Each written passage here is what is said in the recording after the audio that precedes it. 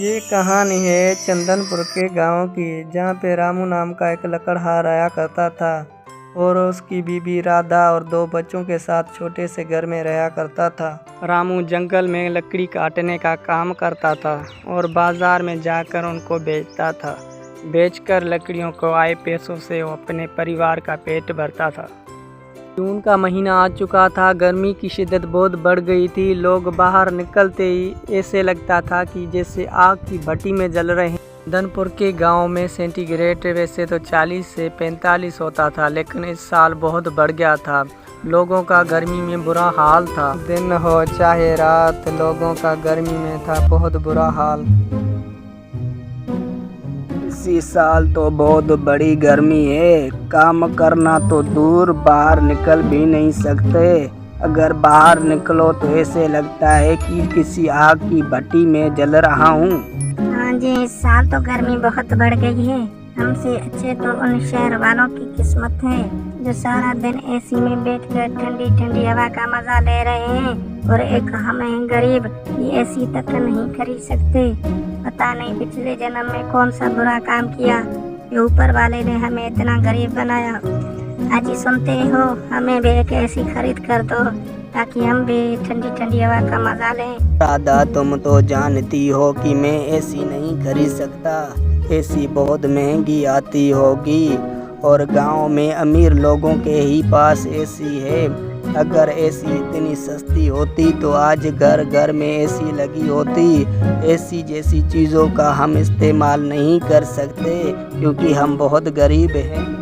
इतना कहकर रामू घर से चला जाता है काम की तरफ, और मन ही मन में सोचता है कि अब मैं एसी कहाँ से लाऊं। ऊपर वाले, अब मैं क्या करूं? राधा ने कहा है मुझे एसी खरीद कर दो, लेकिन मेरे पास तो इतने पैसे नहीं कि एसी में खरीद सकूं। वो जो लकड़ियां बेच आता हूं वो तो घर के खर्चे में चला जाती है।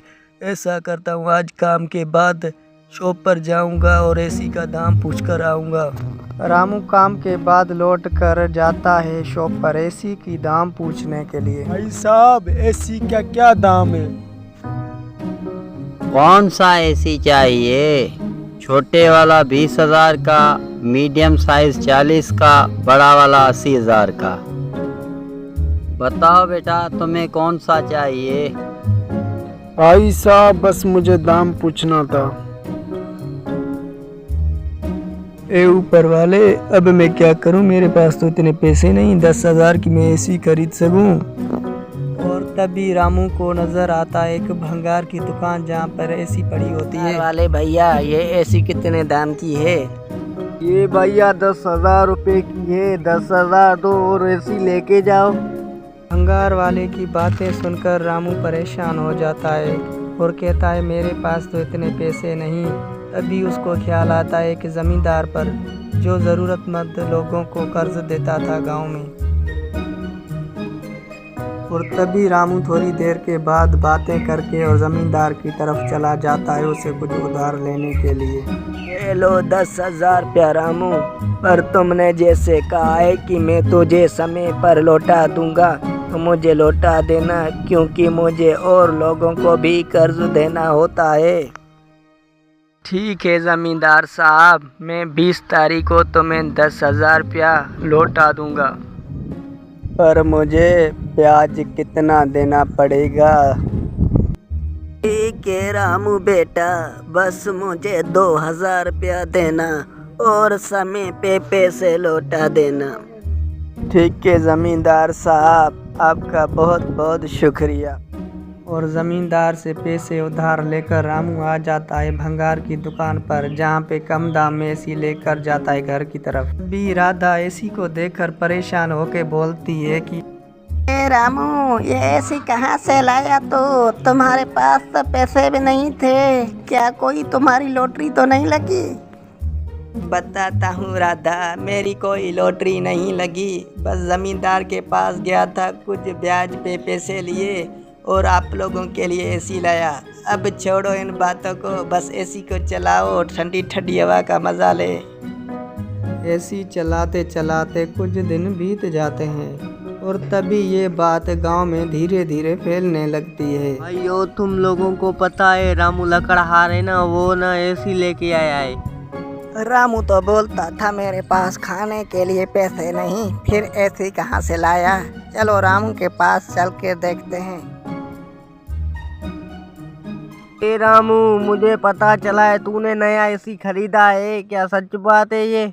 नहीं ताऊ जी, मैंने नया एसी नहीं खरीदा, बल्कि भंगार की दुकान पर गया था। उधर से मैंने कम दाम में 10,000 में ली, और नई एसी खरीदने के लिए मेरे पास इतने पैसे नहीं थे ताऊ जी।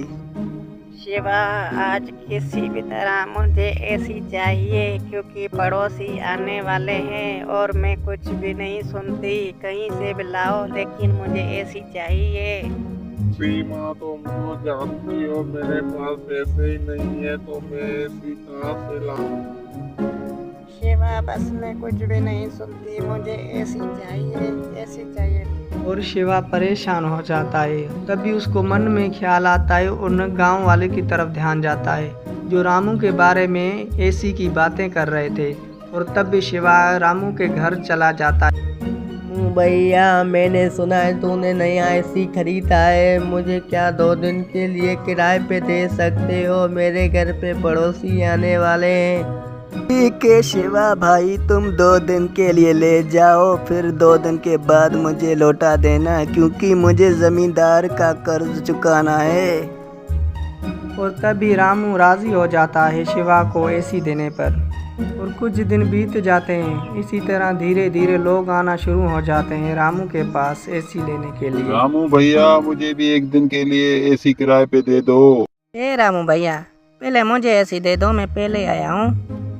ठीक है, तुम दोनों ले जाओ, लेकिन मुझे समय पर लौटा देना, क्योंकि मुझे और लोगों को भी एसी देनी है किराए पर। और इसी तरह रामू का कारोबार बहुत बढ़ जाता है, और कुछ ही दिनों में वो जो जमींदार से उधार ली थी वो भी चुका देता है, और अपना बहुत बड़ा घर बना लेता है।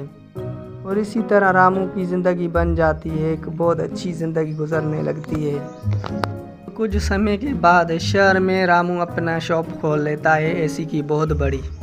ये थी चंदनपुर के गांव की कहानी, और वीडियो देखने के लिए शुक्रिया।